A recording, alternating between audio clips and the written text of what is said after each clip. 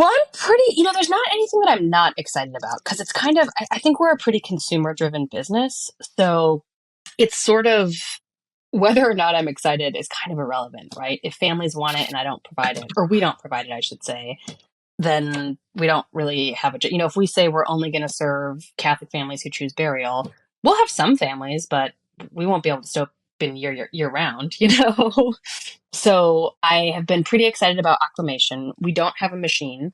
At this point, we don't have plans to put one in, but who knows? That could change, I suppose. I'm excited to learn more about resumation. I don't have a morality judgment about the disposition process, but I don't know much about it, and I'm excited to learn. I think are they targeting 2025 for it to be legal in California and for them to have actual guidelines and regulations. So that's interesting to me. I'm excited and interested to see what's the consumer appetite for it. How does the actual process work? I'm very interested in the process just because anytime you have something new in death care, it's like, oh my God, we've been doing this thing the same for 5,000 years. What is this new thing?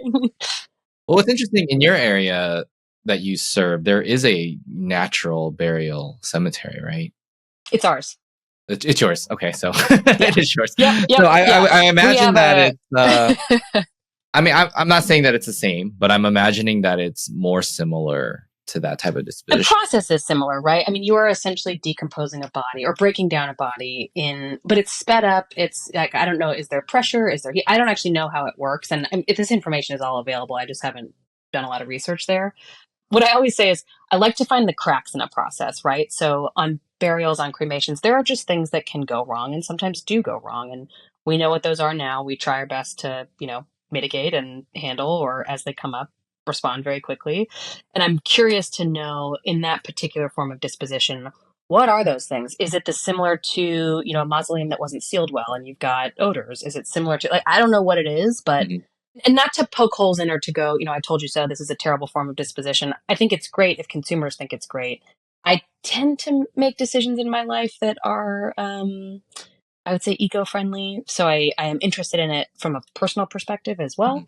But I'm just mostly interested to see how it's regulated, to see how it comes in.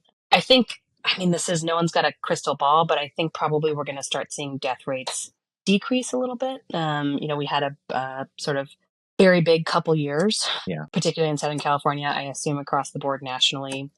I assume that we will come down a little bit just on numbers of deaths across the country. So figuring out how to position ourselves for that, how are you scooping up more market share? Are you offering something different? Are you offering something new?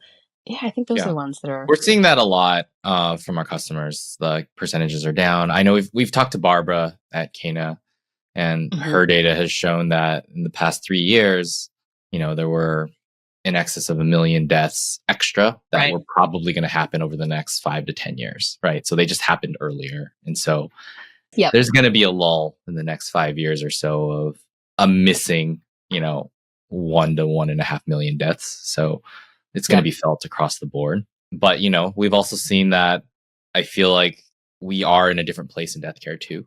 So the ones that kind of figured it out almost or were ready for it are doing still really well. And the ones that weren't ready for it are kind of picking up the pieces. So at least that's what we've seen from the data we're also very privy to data on a very specific type of customer. So Sure. Well, and that customer tends to be, I don't know what Cana's most recent numbers are, but I'd assume they're relatively high. I think California is in the mid 60% on cremations. I don't know nationally. I'm sure they released them at the convention, but the form of disposition that you operate in is also a large number of people or a large percentage of death and death care. Yeah. Do you think that the US becomes like the rest of the world where cremation rates are 80, 90%? I know that's probably not great for a cemetery owner. No, I mean, probably, yeah. I think, our natural burial cemetery, we opened in 2007, and we saw there was a very slow growth, and then it kind of took off. We did a lot of stuff. We did a lot of marketing. We did a lot of going to specific groups to try and target. We went to funeral homes to try and help them explain. So, and then it sort of took off, but not in the way that cremation or burial has, right? So I think you'll see a little bit of just a breaking up of the market as these new disposition forms come in, depending on the upstart cost and the, again, consumer appetite, I don't know. Are there going to be five Aquamation machines in the state? Are there going to be 500? I don't know what that's going to look like necessarily, but from our business and from what I can see, cremation is a very big piece of it. So we're probably already 80% cremation. Some of those are, what I'd call like a traditional cremation where families are choosing to have a viewing and then, maybe a rosary viewing, Yeah. mass, and then cremation instead of burial. And then we go to the cemetery with the urn. So there's still some service being performed there, but Mhm. even our direct cremations are pretty high. I think in our traditional funeral homes, of our cremations, our direct cremations are like 90%. So I tend to think, yes, that cremation rates will stay high and probably slowly grow. I don't know where that plateau is going to be, and it'll certainly be different in Southern California than it'll be in, Mississippi. But I don't think you're going to reverse that trend. You may break some of that market up with some of the, maybe some of those cremation families do choose aquamation. Maybe some of the cremation families choose natural burial or they choose resumation. But I don't think cremation is going to lose a lot of market share. Yeah, I would probably imagine so. So I guess to specify or to get more specific with that question, what do you think death care looks like in 10 years? You're going to have to ask me in 10 years. No, I think you'll continue to have this sort of separation of, in some offices, what we're selling is a commodity, and in some offices, what we're selling is a service. So in some offices, the cremation itself is the commodity, and they're finding the service at a local golf course or a hotel ballroom or their own backyard. And then in some offices, what you're actually selling is the service. You're available to the consumer, to the family. You're walking them through stuff. It's sort of a one stop shop. I think you will see that continue to deepen. It will be interesting to see. I've been waiting to see who figures out the sort of Starbucks of death care, right? And I don't think anyone has quite done it yet, where in almost every market that they're in, their direct cremation product is the highest chosen one. It is the kind of end all be all secret sauce. So I think there are some companies that are doing some really interesting and good work, and they're leveraging their size and they're leveraging their, ability to roll out processes across the board. So it'll be interesting to see, is there an Amazon of funeral service or a Starbucks of funeral service? But I don't really know what it Yeah. looks like in There's 10 a years. couple. I know there's a couple trying. There's a couple that I have Yeah. tried. So Yep.